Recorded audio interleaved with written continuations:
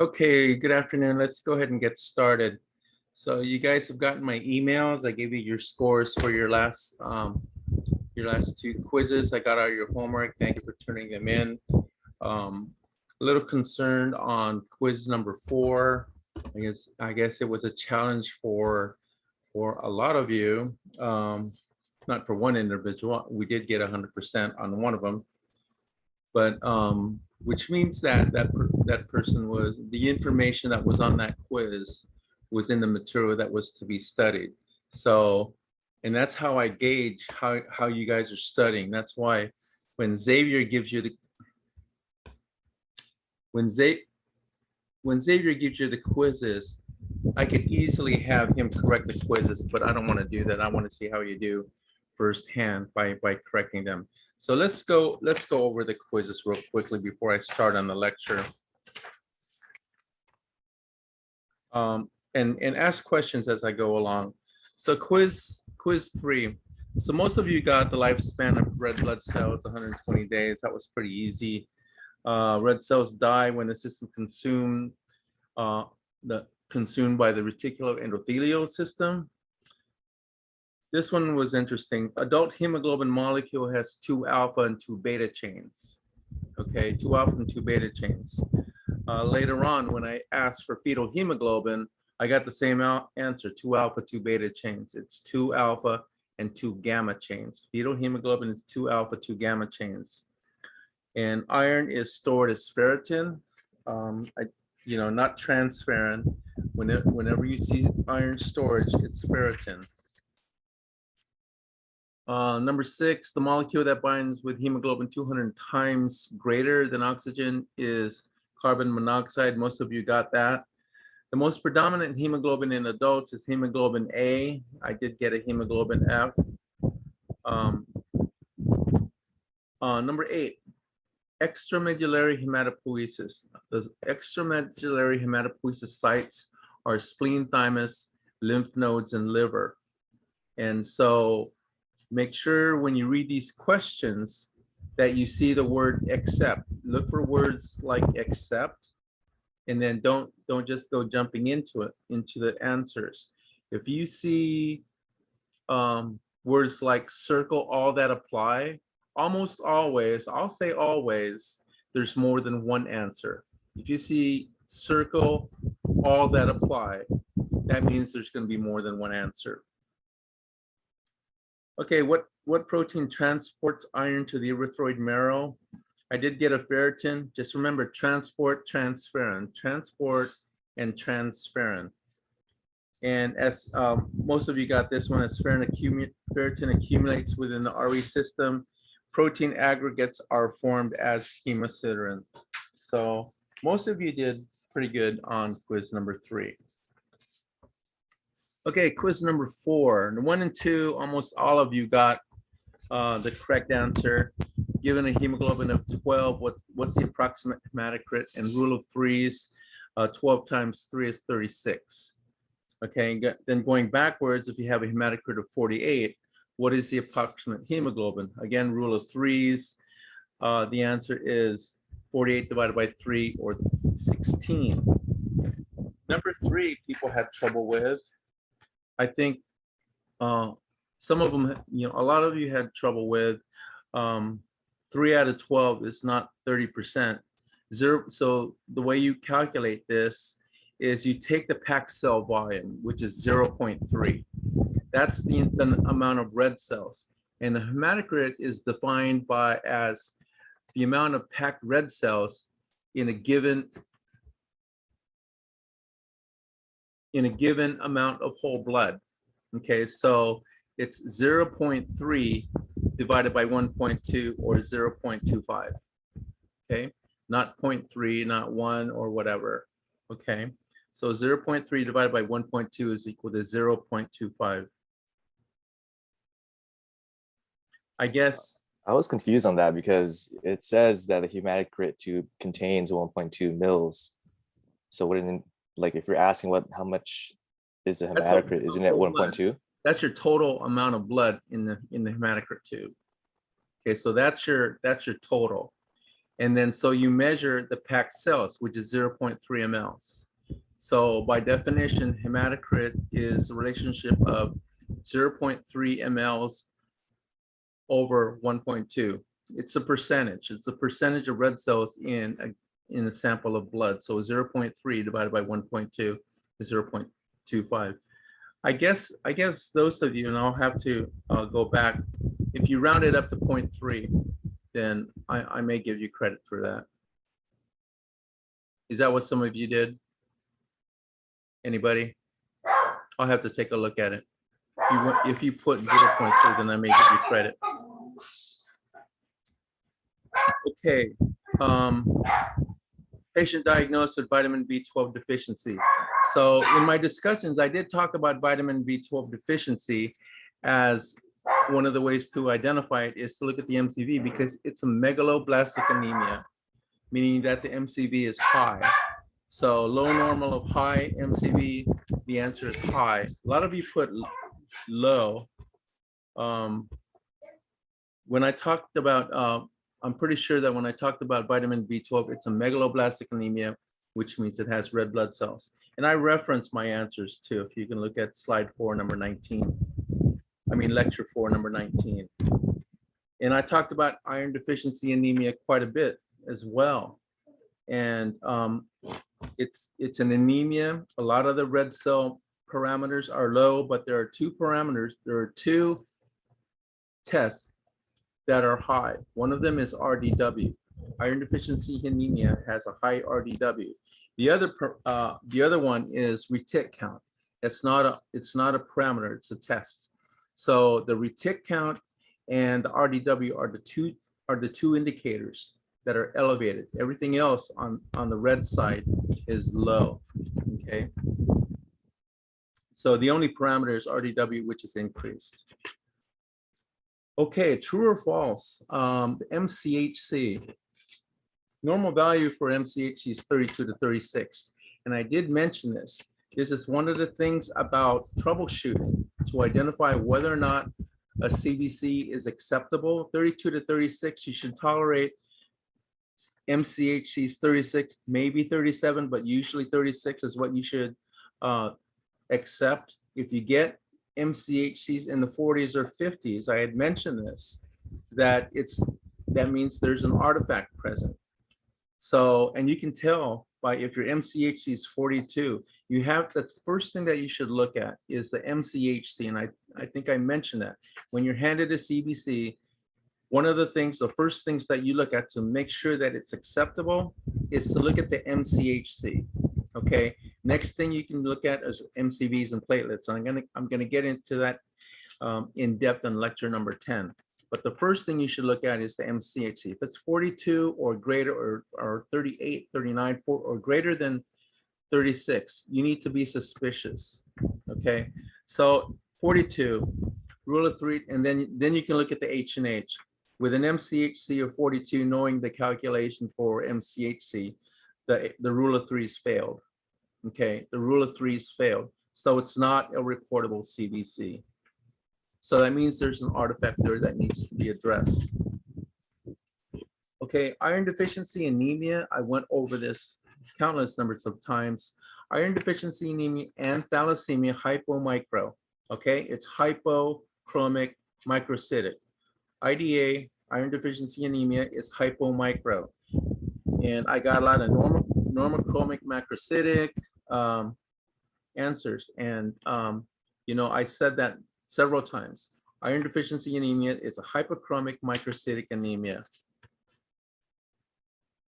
Okay, so significant, the next question, significant target cells. Okay, if there's significant target cells, almost all of you got the correct diagnosis, and it's thalassemia. So what type of anemia is thalassemia? The two main ones that I discussed that are hypochromic microcytic are thalassemia and iron deficiency anemia. Okay, hypochromic microcytic, the two main ones I mentioned are iron deficiency anemia and thalassemia. Okay, again, I got normochromic macrocytic as a selection. So you need to pay attention to what I'm saying. And also too, the difference between iron deficiency anemia, because iron deficiency anemia does contain target cells. The way you can tell the difference between iron deficiency anemia and thalassemia is that the RDW for thalassemia is only moderately high. Iron deficiency anemia, the RDW is significantly high. Okay, so significant target cells should have been a clue. RDW moderately high should have been a clue. And as soon as you see target cells, I told you T for targets, target cells, T for thalassemia. Okay, and you know that thalassemia is hyperchromic microcytic. So most of you, which was interesting, most of you got thalassemia as your answer. So if you knew that what thalassemia was classified as, you should have got A. So thalassemia is hyperchromic microcytic. Okay, I talked about number 9, CBC parameter as used to determine acceptability. Again, for acceptability, the first thing you need to train your eyes to look at, the first thing that you need to train your eyes to look at, I'm telling you, is the MCHC. Okay, if you're handed a CBC, you need to look at the MCHC first. I'm not going to say, well, you can look around, look at the other things like WBC, RBC. No, MCHC. Look at the MCHC first to see if it's good. Next thing you do is look at the H&H, hemoglobin, hematocrit. Make sure that rule of threes passes. And then if the MCHC is elevated, another thing then you start looking at the MCV. Okay, maybe you put in a clump of cells like RBC agglutination or rouleau. Maybe you put rouleau through the machine, or you put a clot. You put a clot through the machine. That'll cause the MCHC to go high. Or you put platelet clumps. Platelets have a tendency to be sticky and they'll clump. And you can tell whether or not you have a platelet clumping. And I'll talk about that in lecture number 10. Okay. MCHC for acceptability. MCHC is make sure the rule of threes passes. And finally, okay, everybody got this correct on the homework. For a viral infection, what's the difference between a viral infection, bacterial infection, and leukemia? Anybody? How can you tell viral infection? A viral infection has a low WBC. Low WBC? Okay. Does everybody agree with that? Because I got answers like hemoglobin. Okay. Hemoglobin is not viral infection. I got answers like platelet. Platelet, platelet, I haven't had a discussion on platelet in any of the 4 lectures. That's coagulation and I talked about viral infection when I talked about WBCs. So low WBC is viral. Moderately high WBCs is bacterial infection, and super high WBCs is leukemia. So I was kind of disappointed to see answers like hemoglobin and platelet on those selections. Okay, so that's quiz number 4. Do any of you have any other more questions on these 2 quizzes?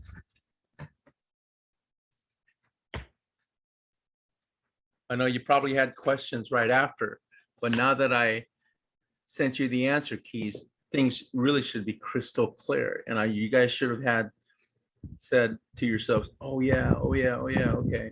Well, so one of the things because I know you guys are pretty smart, all of you are pretty bright, but also too, one of the things that I can tell is if you're not reading the PowerPoints, or if you're not following the homework, because I'm competing with other classes like chemistry or serology. I mean, if you're gonna be studying your chemistry at the expense of not studying hematology, I can tell. Okay, so this stuff is pretty straightforward. When we get into the leukemias, it's gonna get progressively harder, because right now we're doing red cells. After red cells, we're gonna be doing white blood cells. So, and then after white blood cells, we're going to start getting into the leukemias. Okay, it's going to get progressively hard. And then the final section will be coagulation. So when you're going to be in the leukemia section and the coagulation section, You guys are gonna say, man, I wish we had the RBCs. This stuff is pretty straightforward. If you listen to me, and I think I'm pretty clear, and I always ask if any of you have questions. If you have any questions, you're only gonna hurt yourself if you don't ask. Because I'll tell you, I'm willing to answer any questions, just stop me. For the quiz tomorrow on quiz number 5, it should be pretty straightforward from the lecture. Now, of course, you're going to say, well, that's easy for me to say because I made the quiz. But from the material, it's pretty straightforward. Know the terms, know the different types of cells, the diseases that they're associated with, the alternate names. Make sure you know the alternate names. How to tell the difference between schistocytes and bite cells.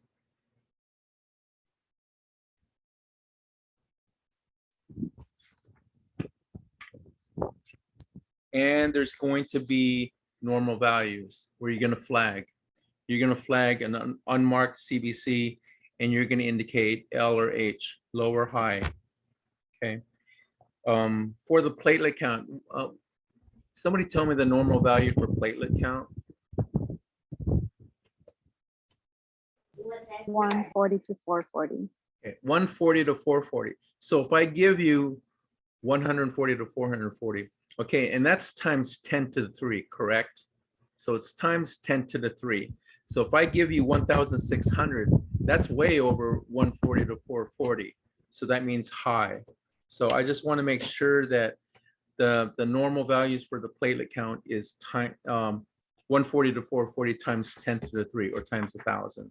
So there's going to be a normal value question on tomorrow's quiz.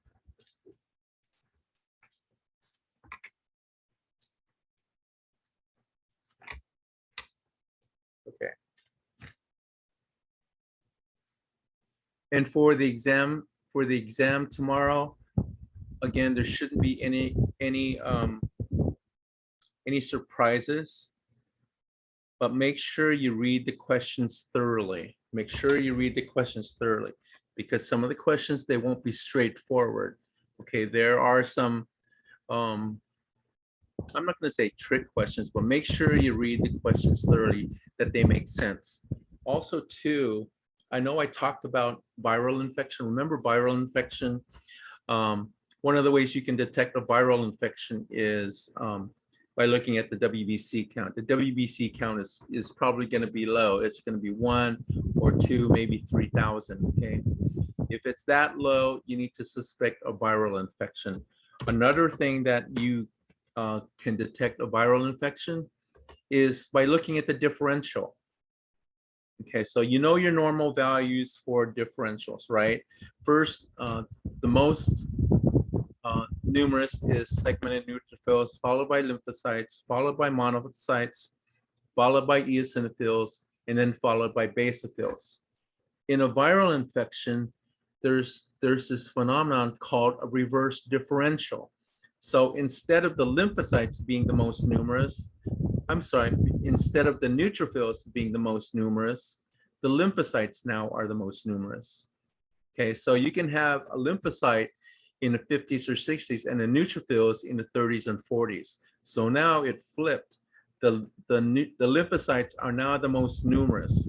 Whenever you have that, the lymphocytes are greater than the neutrophils, then you have a possibility, you should suspect the possibility of a viral infection. And then couple that with your total white count. If your total white count is low, maybe like 1, 2, or 3,000, not as low as 1, but maybe 2 or 3,000, then that's going to be a possible viral infection. Okay. Also, too, I gave you a hint on tomorrow's exam. Make sure you know your normal values. Okay, make sure you know your normal values, because it's going to be on your exam. That's a given.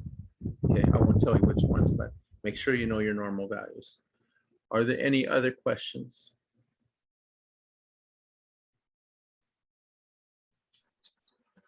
Professor, Yes.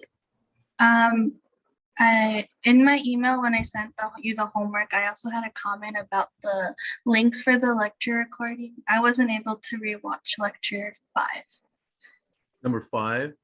Did anybody get lecture 5? Because I thought I had sent it. Nobody got it? I got it. Okay. You just clicked on YouTube and did a search. You want me to resend the link and then we'll follow up after lecture? Yeah. Okay. And who was that again? Jazzy. Okay, thanks, Jazzy. Anybody else having trouble with getting lecture number 5? Rudy? Okay. I'll send it out again to the whole class. Thank Okay. you. And I would appreciate it if you didn't get it by, I'm hoping to be done. If you didn't get it by 7:30, then email me, okay? If you didn't get it by 7:30, then I need to know. All right? Any other questions? Thanks for letting me know, because I need to know. Well, for those of you who are listening to my lectures again, is it helping? Does it help? Yes. Okay. All right. That's good to know, because I wouldn't want to be doing this and it's not, and it turns out that it's not helping you. Okay, moving forward. There are no other questions. We're gonna be talking about hemolytic anemia in lecture 6, and followed by aplastic anemia in lecture 7. All right, so hemolytic anemia. Hemolytic anemia. Of the weather forecast. Now you have company in the doghouse. Okay. So I'm just hearing some background noise. I thought that there was a question. So basically, anemias are based on RBC morphology. Hypochromic microcytic, as you know, the iron deficiency anemia and thalassemia. Those are the 2 main ones. Normochromic normocytic, that's type of anemia is found in chronic conditions like rheumatoid arthritis or tumors or endocrine disorders. And then the normochromic macrocytic, those are the macrocytic indicating big cells. So those are your megaloblastic anemias like vitamin B12 and folic acid deficiency, and also 2 pernicious anemia. Those are the macrocytic anemias, or the megaloblastic. The term is megaloblastic anemias. And then there's a whole lecture that I'll be talking about megaloblastic anemias. Okay, so hypomicro, normochromic, normocytic, and the chronic conditions, and then the megaloblastics, the normochromic, macrocytic. So anything that's cytic refers to the size, and the chromic refers to the central pallor. So normal central pallor, and for the hypochromic, that means you got hypochromic cells. Remember the donut shaped cells. Okay, so anemia, the cell parameters that are used to identify anemia are the red cell parameters, which are hemoglobin, hematocrit, and red cells. You can use the RBC indices, but those are calculated. But the measured ones are the hemoglobin, hematocrit, and RBC. If you have an anemia, those 3 chances are will be decreased. Okay. And then I mentioned this last time that anemia is based on 2 conditions. Decreased production of red blood cells will cause anemia. Like, for example, iron deficiency anemia, you're decreasing the production of red blood cells, or increased destruction. And that's what I'm going to talk about now in hemolytic anemia, because you're destroying red blood cells. If you have a condition when you're actually destroying red blood cells, and there are situations where you actually do, then that would cause a hemolytic anemia. Hypochromic microcytic anemia. So the 2 main significant ones are iron deficiency anemia, sideroblastic, and thalassemia. So So far in almost every lecture, I've been mentioning this. Make sure you know hypo, micro, iron deficiency anemia, and thalassemia. Okay. Iron deficiency anemia is acquired and progressive, meaning that you're not born with iron deficiency anemia. If a baby is born and has iron deficiency anemia, it's not because of what they inherited genetically from the mother. If they're born, they're actually malnourished. That's the acquisition of the anemic state. When they're fed malnutrition, then that's an acquired condition. Iron deficiency anemia is acquired. And I talked about the 3 stages of iron deficiency anemia: iron depletion, iron deficient erythropoiesis, and then finally iron deficiency anemia. Okay, this type of anemia is the most common anemia in babies because they need their iron. These babies are growing, so they have a high demand for iron. Okay, it's also seen in pregnancy because of the iron requirements. Mother's now carrying a baby, so she needs to supplement the baby and herself with an increased iron requirement. And also too, women in childbearing years, if they're frequent blood donors or they have a high menstrual loss, then they can become iron deficient.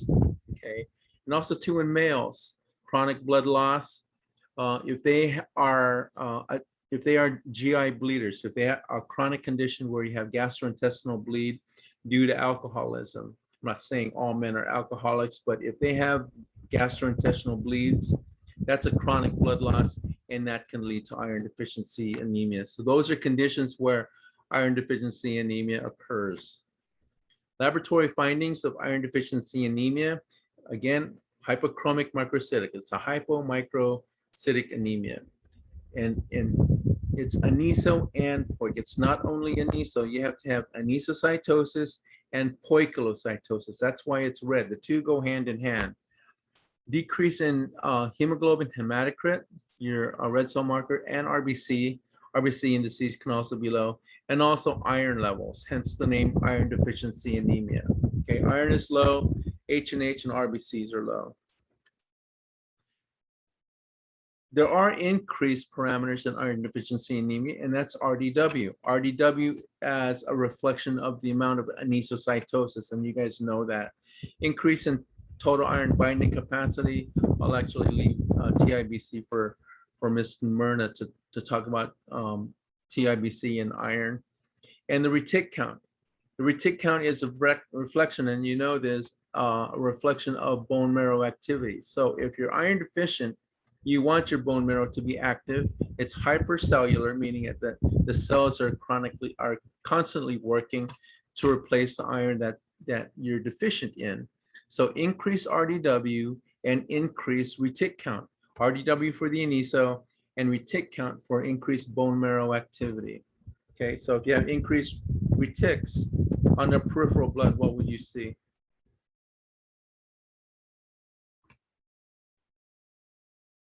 What's a reflection? What represents reticulocytes on a peripheral blood smear? If it's like purple, is that what you mean? Like what That's color? the correct answer, but that's not the it's not the hematology 100 terminology I'd like to use. Polychromasia is what I want to hear. Oh, okay. So yeah, purple is the correct, but if I give you a choice, I'm not going to give you, well, if it's purple, if it's pink, or if it's got freckles. No, I'm not gonna use the layman's terminology. Polychromasia. If you see polychromasia, that means it's a good indication that you've got reticulocytes in the blood. Okay, polychromasia.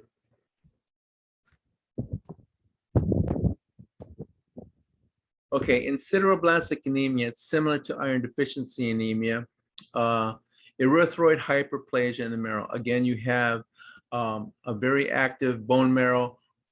The erythroid precursors are active in the bone marrow because it's responding. Again, it's responding to iron loss.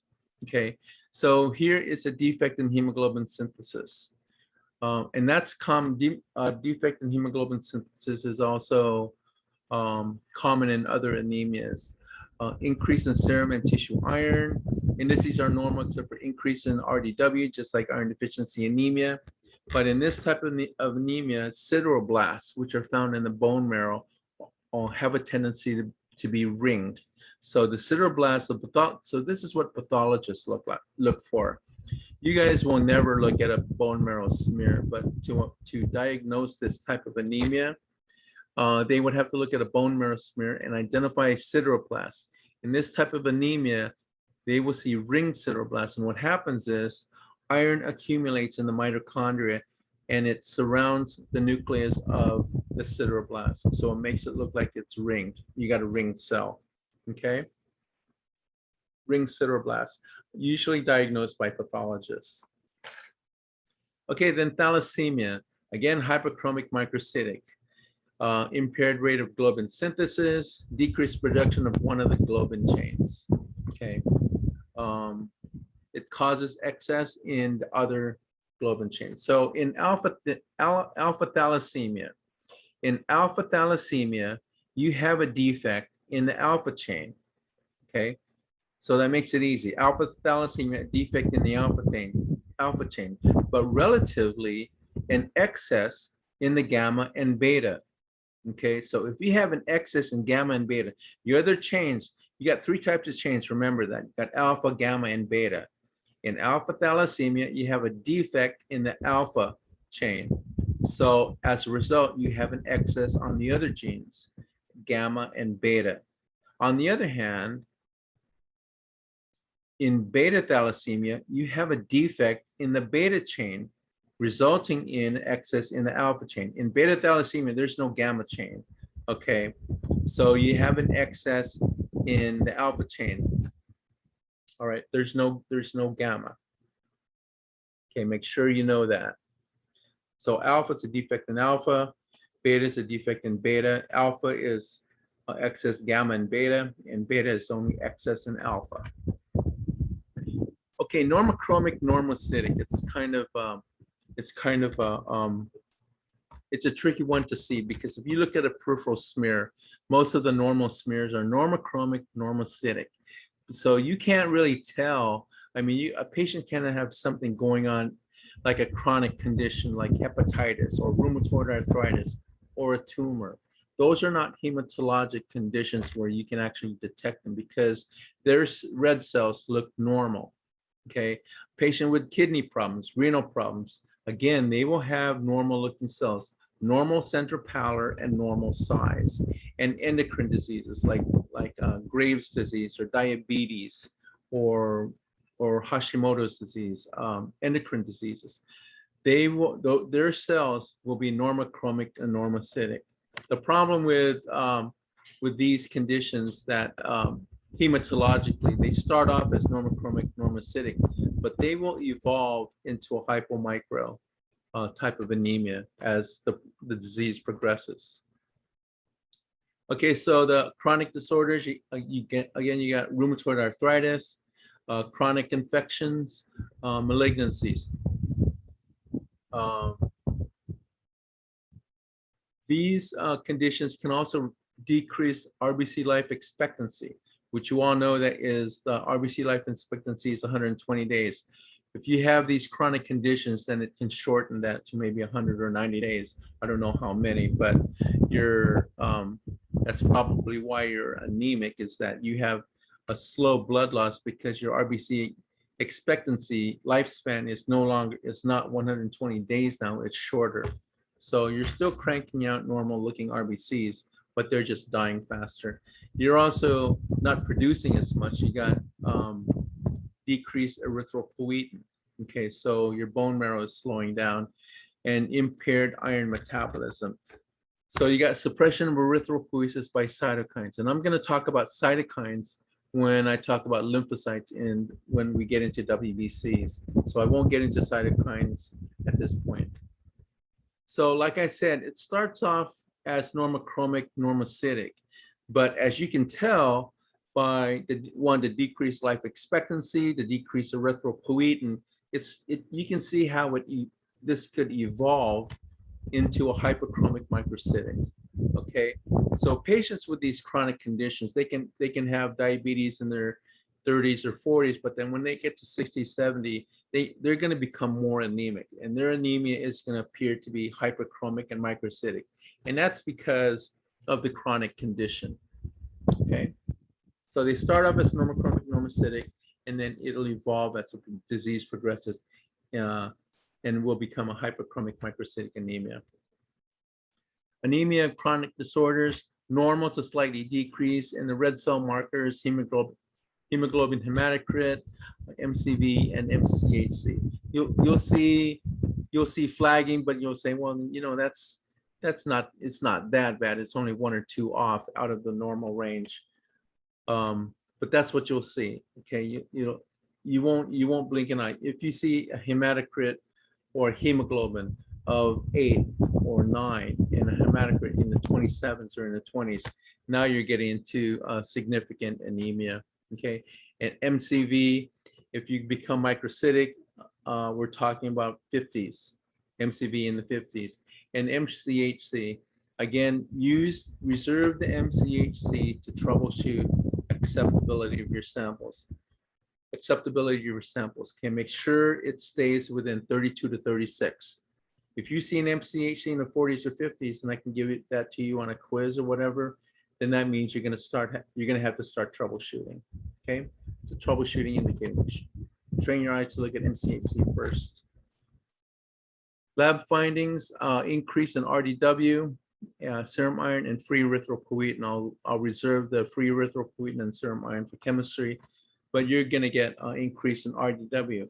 So like I said, it's starting to evolve into the hyperchromic microcytic, which is iron deficiency anemia. And that anemia, remember, has a high red cell distribution width. Okay. Chronic renal conditions, failure of the kidneys to produce erythropoietin. As you know, the kidneys is an extramedullary. It's not an extramedullary site, but it produces erythropoietin. Remember, the extramedullary sites are spleen, thymus, lymph nodes, and liver. Okay. Kidneys produce erythropoietin. It produces a hormone. It's a renal disease that leads to chemical imbalance or uremia.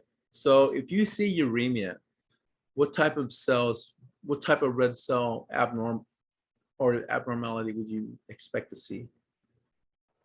Echinocytes. Say again. Echinocytes. Right. Echinocytes, Burr cells, or echinocytes. Okay, good. Okay, so renal problems, you'll see Burr cells or echinocytes if you have uremia. You could also have hemolysis due to mechanical trauma. So these cells can be pretty fragile, but I'm going to reserve mechanical trauma of red blood cells in hemolytic later on in this lecture. Okay, anemia of endocrine disorders. That's like thyroid problems, pituitary problems, adrenal problems, and gonads. The endocrine organs produces hormones for erythropoiesis. Okay, so if you have problems with these organs, and then you're not going to get erythropoiesis, and therefore you're not going to get RBC production. This is a normochromic, normocytic. These cells look normal. The endocrine diseases. And the retic count is normal. So you wouldn't suspect there's anemia going on. And then finally, the macrocytic normochromic anemia. The macrocytic, again, those are big cells. Okay, whenever you see macrocytic, you're going to think megaloblastic anemia. And I do have a lecture reserved for just megaloblastic anemia. These are big red blood cells. So MCV is towards the upper limit, and it indicates a deficiency in B12 folate deficiency and folic acid or folate deficiency, and also to pernicious anemia. B12 folate deficiencies cause impaired DNA synthesis, and that's why the cells are big. I'm not going to get into why, but because of the DNA synthesis between the cytoplasm and the nucleus, it causes the cells to be large. So what you'll see on the peripheral smear are oval macrocytes. These are large red blood cells. On the white blood cell side, What you'll see, and I'll talk about this when I talk about megaloblastic anemias, and the WBCs, are hypersegmented neutrophils. You don't know what segmented neutrophils are, only that's what you see on the differential. But the number of lobes on the neutrophils is more than 5, so it's hypersegmentation. So all you know at this point are segmented neutrophils. In the megaloblastic anemias, you'll see hypersegmented neutrophils, where you're going to see more than 5 lobes to the neutrophils. Okay, and I'll be showing that to you in the megaloblastic anemia lecture. So, what are these cells? Stomatocytes. Correct. Those are stomatocytes. So, as I mentioned earlier, hemolytic anemias, anemia classification is decreased production. Acute blood loss can cause anemia, and increased destruction. That's the one that causes hemolytic anemia. Anemia can be acute or chronic. The site of hemolysis may be predominantly intravascular or extracorpuscular. If I say intravascular, that means within the blood vessel, or extracorpuscular means outside the red cell. Okay, so outside the red blood cell, or within the blood vessel. So anemias that are due primarily to increased red cell destruction, that's the keyword, destruction, are hemolytic anemias. You got hemolysis, hemolyzed, okay? So hemolytic anemias, red cell destruction, make sure you know that. Okay, in hemolytic anemias,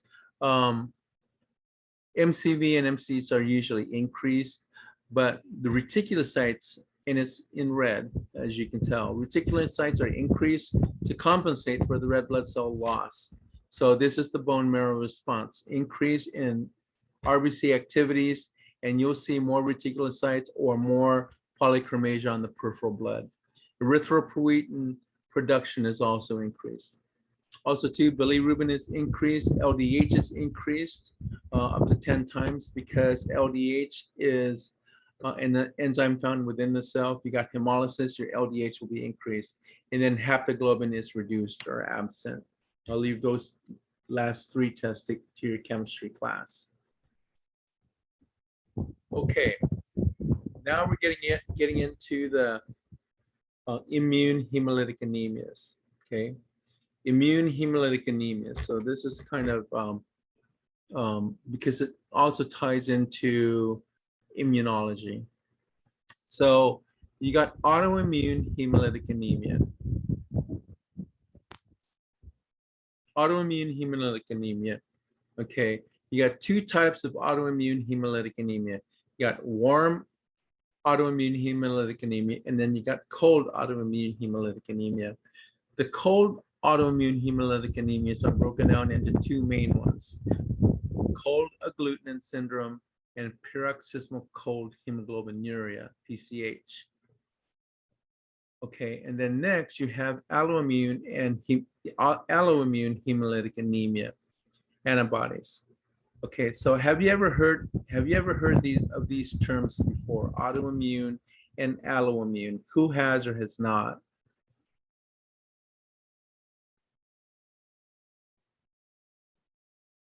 Well, you either have or have not. So tell me if you Have not. mostly have not.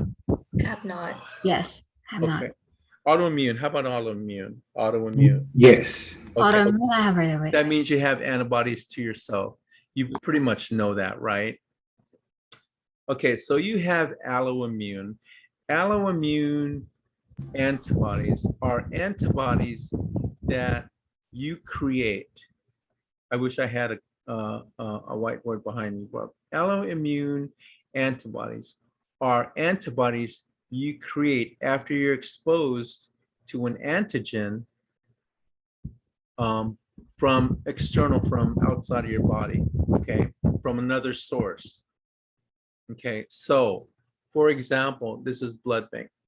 For example, your red blood cells have a lot of antigens on the surface of your red blood cells.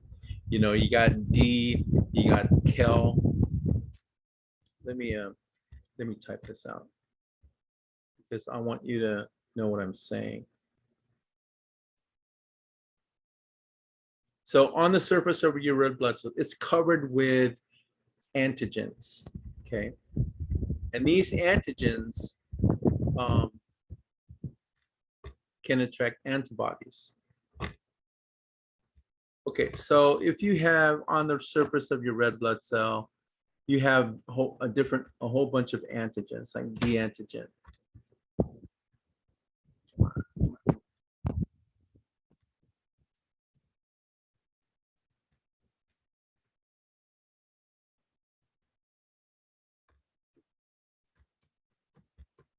D antigen, that's on the surface. Okay, the G antigen, or another antigen is Kel antigen. You'll learn this in blood bank. John's gonna be happy that I'm teaching you a little blood bank right now. Anyway, these are antigens. They're on the surface of your red blood cell, okay? So if you don't have these antigens, and it's possible that you don't have these antigens. Whoa. So it's possible that you don't have these antigens on your red blood cell. So everybody's red blood cell is different antigenically. You may have the D antigen. If you have the D antigen, then you're called Rh positive. You know your blood type, right? You're either Rh positive or Rh negative. If you're Rh positive, then you have the D antigen. If you're Rh negative, then you don't have the D antigen. Okay, so let's, for example, say that you don't have the Kel antigen on your red cell or the D antigen on your red cell. Okay, so you're deemed as Kel negative or Rh negative. Okay, so what happens is, when, you know, God forbid, if you need a transfusion for whatever reason, okay, you're receiving blood from the San Diego Blood Bank. Okay, so that unit of blood contains antigens as well, right? So that unit of blood can contain an Rh antigen. It could be Rh positive, or it contain the Kel antigen. Let's just say, let's use Kel. Okay, so your blood is Kel negative. You do not have the Kel antigen, correct? But you're going to get a unit of blood because you need blood to survive. You get this unit of blood, but it has Kel antigen. It's Kel positive, and you're Kel negative, right? So what happens? You'll get this Kel positive unit of blood. So what will happen is, and this is on the first transfusion, your body's going to see those red cells, and it's going to see the Kel antigen, okay? And your body's not going to be happy in the beginning, okay? So what will happen is, it sees these foreign antibodies. Again, this is the Aloe. These are Aloe. You're developing Aloe antibodies. So what you're doing is, your body is being exposed to a unit of blood that has Kel antigen. When that happens, when Kel antigen is introduced to your Kel negative blood, your body's going to say, you're foreign to me, I don't like you, so I'm going to make anti-Kel antibodies. Now, when you do that, it's not going to be a severe reaction. Because your body's just going to produce the antibodies against Kel, okay? So now you have, now when you do an antibody screen, the person in the blood bank, the CLS, is gonna do an antibody screen, and they're now gonna detect that the patient has anti-Kel antibodies. So before the surgery, they did an antibody screen, and so the patient did not have any antibodies, no anti-Kel antibodies. But after they received the unit of blood that had Kel antigens, that patient actually developed antibodies to the KAL unit of blood because his blood reacted to the KAL antigen. So now you go from a negative antibody screen to now a positive antibody screen, and you have blood that has anti-KAL. Okay, that's now something that the blood bankers have to screen, and they have to screen that patient is identified as having anti-KAL antibodies. Because, say for example, the patient got into another car accident for whatever reason, God forbid, and then he needed blood again. Okay, if, for example, the blood banker did not see that the patient now has anti-KAL antibodies, and you give a unit of blood that has a KAL antigen, remember the first exposure is just to develop the antibodies. Now the patient is now armed with anti-KAL antibodies that is prepared to take on any KAL antigen that comes its way. So you give a unit of blood that has KAL antigen, and that patient has anti-KAL antibodies, you have a transfusion reaction, and that's not good. That's called a transfusion reaction. That's why the blood bankers, when they have a patient that needs to have blood, they need to do an antibody screen. So on this patient, they'll screen the patient and they'll say, oh, this patient has anti-KAL. What they'll do is that blood from the blood bank, they have to screen for blood that is KAL antigen negative. Okay, if the blood is KAL antigen negative, then that unit is safe to give to the patient. If it has the KAL antigen, that's the blood that you don't want to give to the patient. So the anti-KAL antibody that you develop against the first exposure of the KAL antigen, that's an Aloe antibody. Okay, it's an antibody that's developed from external antigenic source. Do you all understand? If you want me to re-explain it, I will. Anybody? Yeah, can you explain it, but like shorter than what you explained it? Okay, so I'm KAL negative. Okay, I'm KAL negative. I need blood. I get a unit of blood that has the KAL antigen. I'm KAL negative, so my antibody screen's negative. So big deal. So I negative antibody screen. I take a unit of blood, and that unit of blood has the KAL antigen. So my body does not like the KAL antigen. So I'm gonna make antibodies to the KAL antigen.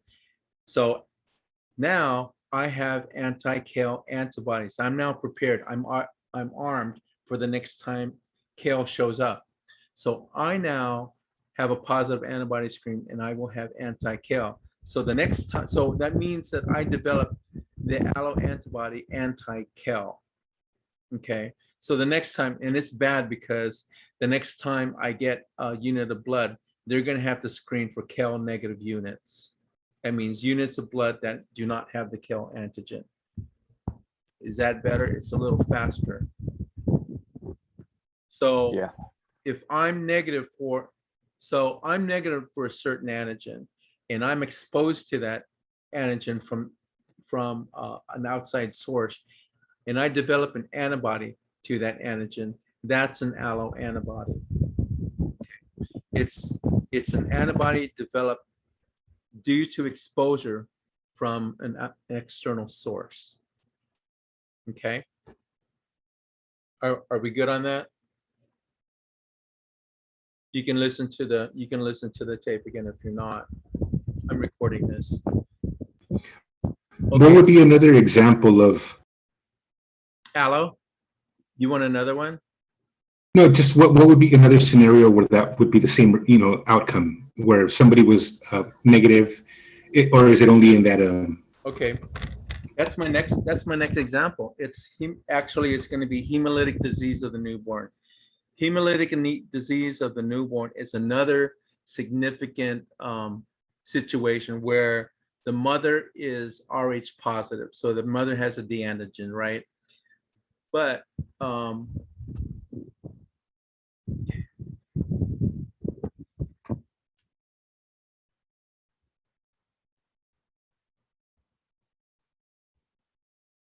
Where is that?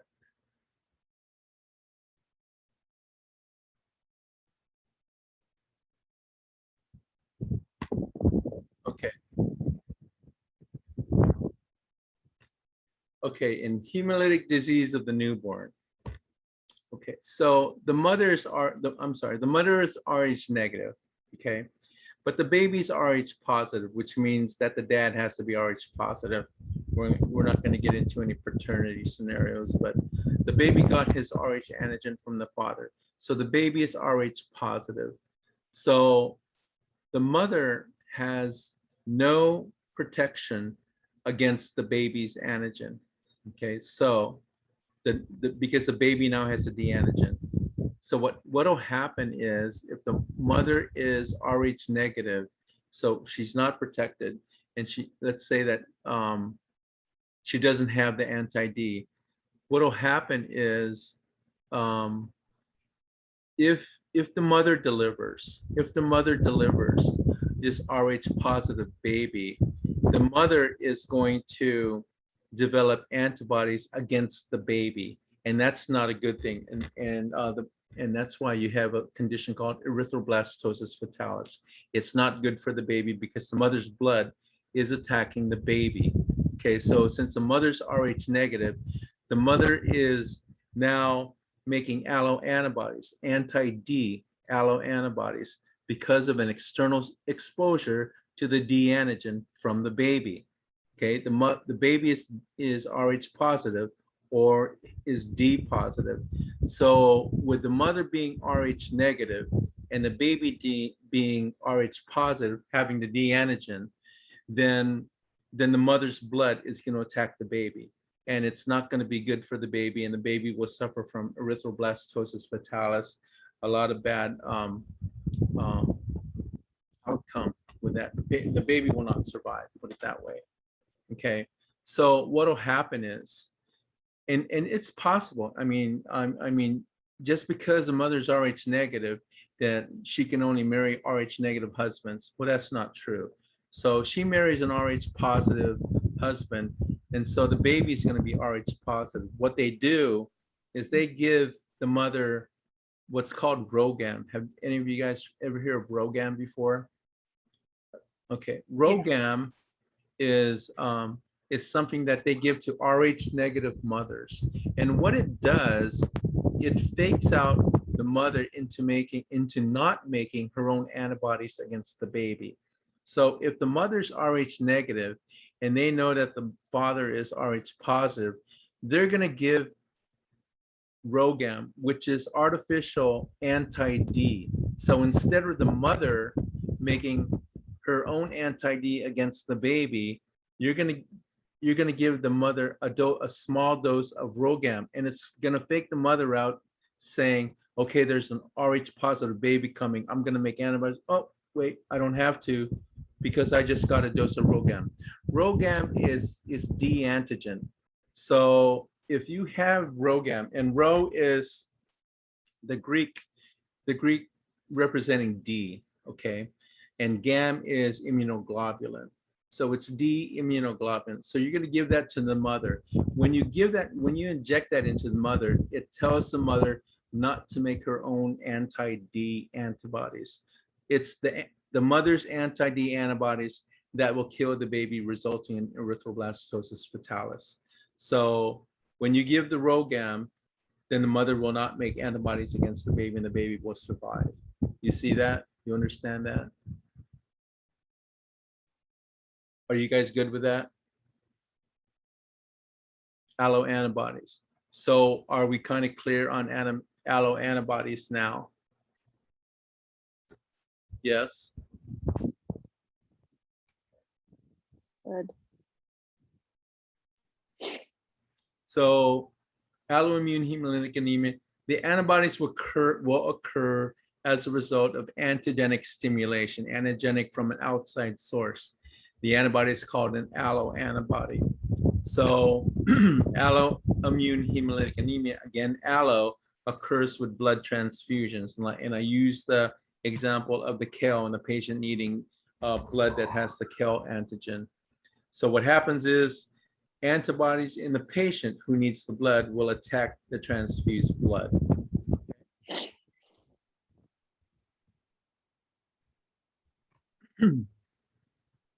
Okay. Cold agglutinin syndrome. Now we're getting into autoimmune hemolytic anemia. This is where you have antibodies against yourself. In cold agglutinin hemolytic anemia, the patients are usually 50 years of age or older. And this condition takes place in patients with CLL, chronic lymphocytic leukemia, lymphoma, infection, and malignancy. And it's a cold autoantibody. And the type of antibody is an IgM, and it's an anti-I antibody. It's active. So these antibodies are active at colder temperatures. Another one is, so what happens is when it comes to room temperature, when the antibody comes to room temperature, then like when it circulates into the core of your body, then complement activates the red blood cells, and then you get hemolysis of the red blood cells. Okay, and that's what happens.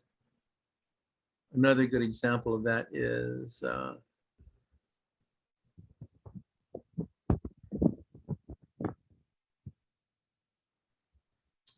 I think another example is coming up.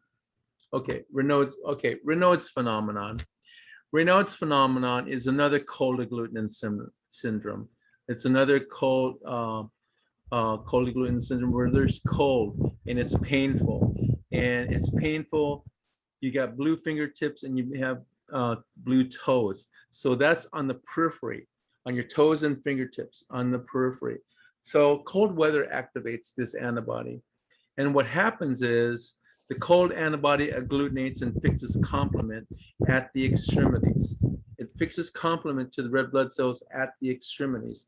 And what happens is in the patient's circulation, when the blood travels to the core of your body at 37 degrees, what happens is the cold agglutinin will elute off the red blood cell. It'll come off of the red blood cell, the cold agglutinin, and it leaves complement behind.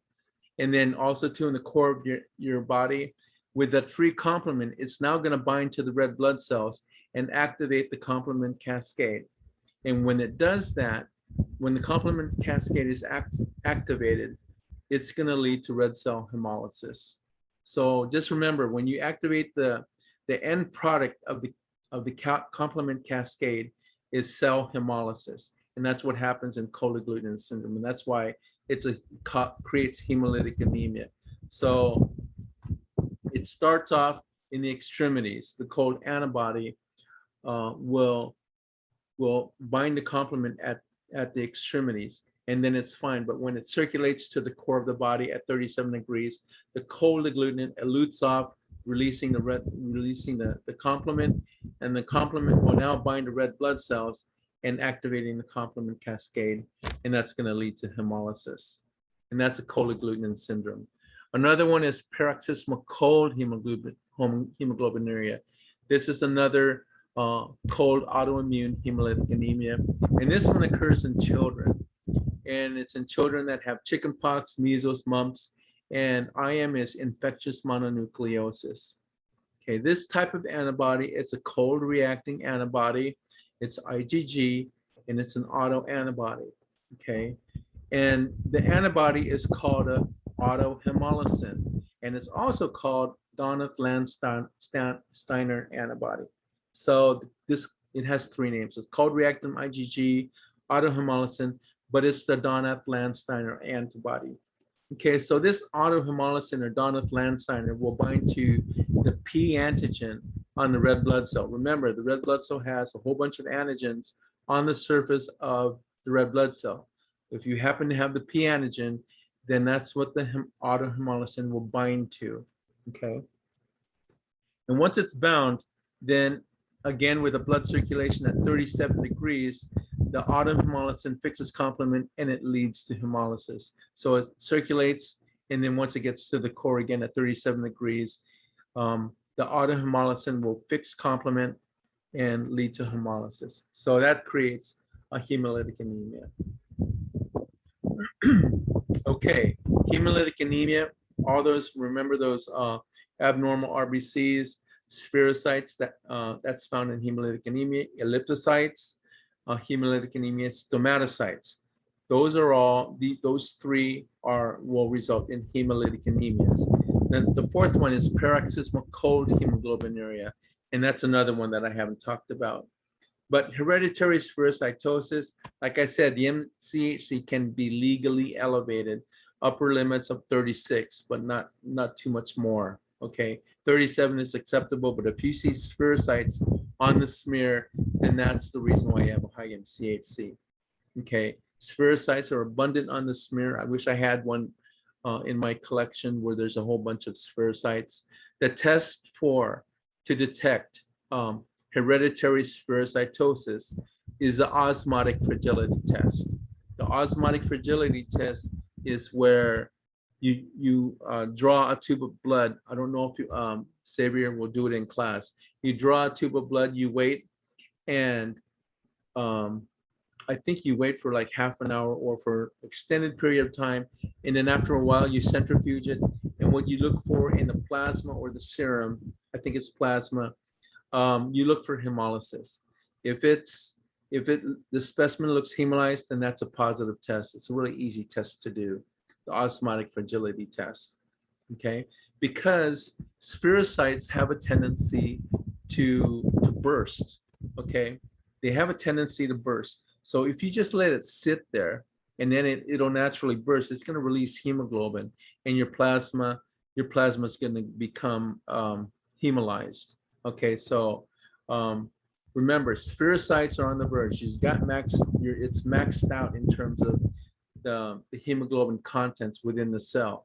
It's maxed out. So if you give it any kind of stress, it's going to burst, and because these cells are really fragile.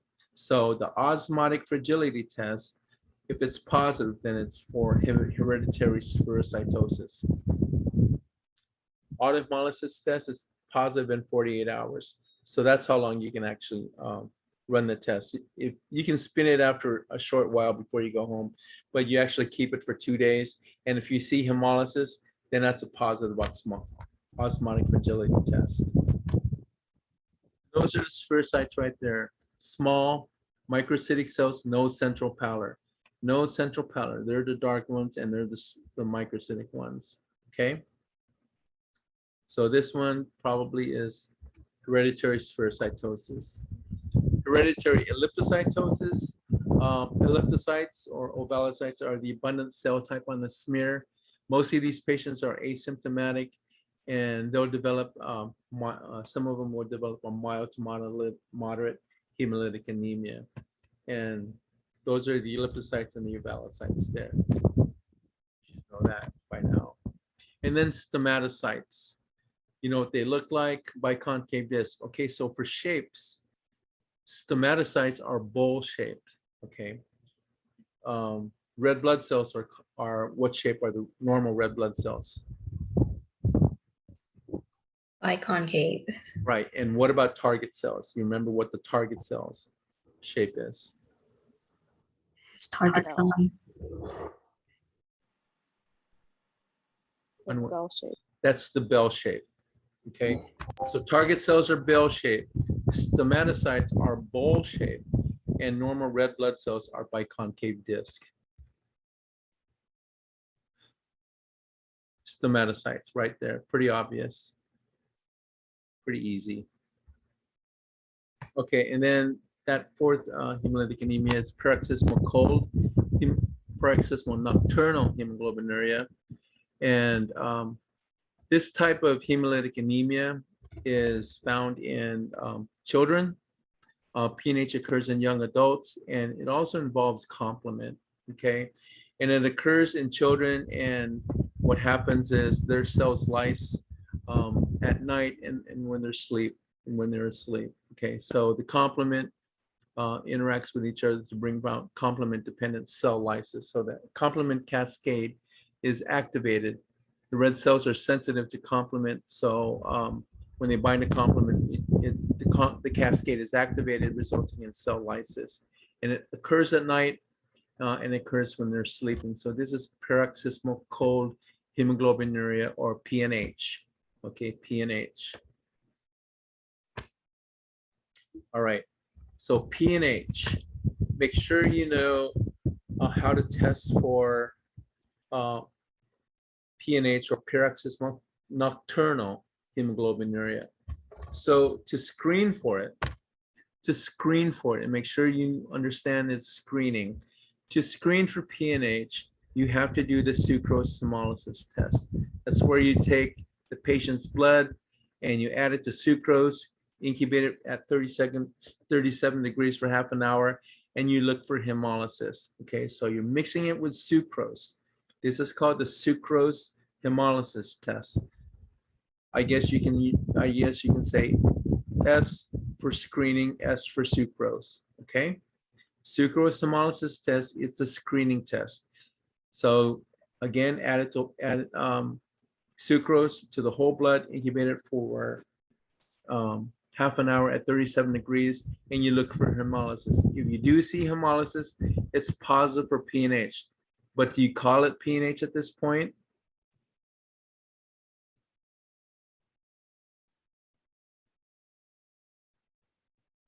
No. Who said something? It's okay to guess. I mean, you guys shouldn't be afraid to guess. Me. No. No. The answer is no, because this is a screening test. You can't have a definitive diagnosis on a screen. Okay. So the screen is positive for PNH. Okay. So when you have a screen that's positive, you have to go do a confirmation test. And the confirmation test is the HAMS test, which is an acidified serum test. Okay, so on the HAMS test, it uses hydrochloric acid, 0.2 normal HCl. Okay, so in this test, you're going to use the patient's blood, you're going to mix it with hydrochloric acid, and then if you continue to see hemolysis, then now it's confirmed. Okay, so PNH is confirmed with the HAMS test, and PNH is screened with the sucrose hemolysis test. All right, so we got screening and confirmation on sucrose hemolysis test and the HAMS test. Okay, and that's for PNH. All right, hemolytic anemia as a result of non-immune reasons. Okay, so you can have hemolytic anemia caused by malaria infection, and that's obvious because the malaria parasite will invade the red blood cells, and what will it do? It's going to burst all the red blood cells, resulting in hemolytic anemia. And same thing with Babesia. Babesia is intracellular. It's going to infect the red blood cells, causing them to burst, resulting in a hemolytic anemia. So malaria and Babesia are intracellular within the red blood cell infection. Extracellular infection, that means outside the red blood cell, you can have Bartonella, which is a bacteria that I'll talk about in next semester, and Clostridium perfringens. Those cause hemolytic anemia. Those are bacteria that can cause hemolytic anemia outside of the red blood cell. Okay, so you got intracellular and extracellular. And then other reasons for hemolytic anemia: marching. Okay, you got mechanical destruction, chemical and physical agents, and osmotic effects. So mechanical destruction, marching or march hemoglobinuria, and that's soldiers, the recruits, when they go to their boot camp and they do nothing but marching, march, march, march. They're actually on the heels of their feet, destroying red blood cells. They march a lot. So some of the recruits can actually become anemic, and that's they're actually suffering from hemolytic anemia because of all the marching, all the red blood cells that they're smashing because of the marching of their feet. Okay, so that's march hemoglobinuria. Traumatic cardiac hemolytic anemia, where the heart valve is so intense that it's actually destroying the red blood cells. And microangiopathic hemolytic, when they're destroyed going through the capillaries or your blood vessels, destroying the red blood cells. So there's three ways you can mechanically destroy red blood cells: by marching, traumatic cardiac and microangiopathic. Chemicals and physical agents can cause hemolytic anemia, can destroy red blood cells. Oxidant hemolysis, as I talked about in a G6pd deficiency, or non-oxidant hemolysis, where you have arsenic exposure, where you get acid plus metals and yielding arsenic gas. If you breathe the gas, and that can cause hemolytic anemia. And then lead poisoning with children who consume those paint chips in the homes. So whenever you see basophils, it's probably lead poisoning that can cause hemolytic anemia. So lead, arsenic, and oxidant hemolysis are chemical and physical agents that will cause hemolytic anemia. And finally, osmotic effects, burns and drowning. If you suffered burns or if you were involved in drowning, that can cause your red blood cells to burst. Osmotic effects, okay? Osmotic effects from burns and drowning. So those are 3 non-immune hemolytic anemias. And then I already talked about G6pd deficiency. And G6pd is the only source of NADPH. NADPH defends cells against oxidant stress. Okay, so that's the importance of G6pd. With this patients who have this deficiency are usually asymptomatic. You can't tell. Okay, you can't tell. However, if you're G6pd deficient, fortunately, there is a plus, there is a bright side to this, that you're resistant to infection from Plasmodium falciparum malaria. So if you don't have G6pd, then lucky you, you will not get a Plasmodium falciparum malaria. The drugs that can cause you to have hemolytic anemia are the sulfa drugs, antibiotics, analgesics, naphthalene, and antimalarial drugs. Those, if you have G6pd, can cause you to have hemolytic anemia. Okay. All right. Are there any questions?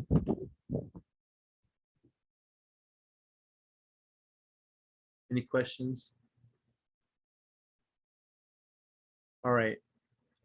I'm going to send you the link to this lecture, and hopefully you can listen to it again, especially on the area of allo antibody production. It's really important for you to know that because you'll get that again when you get into blood bank.